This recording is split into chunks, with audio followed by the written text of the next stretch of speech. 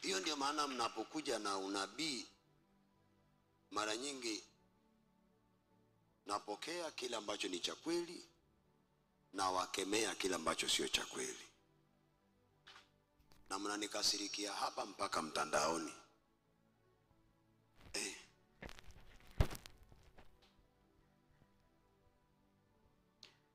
Yaani Mungu afanye watoto wako wasisome,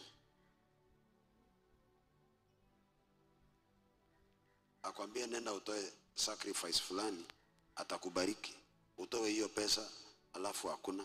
Akwambie sasa nenda uombe tena wale umewahubiria, alafu akwambie wachana hao, enda kwa Ezekiel.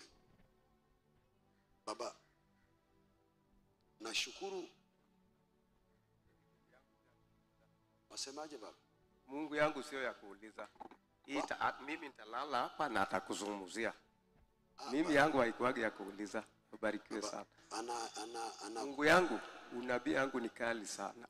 Mungu yangu atazungumza. Mimi nakaa hapa mpaka azungumze na utarudishia wajibu kwamba ni yeye.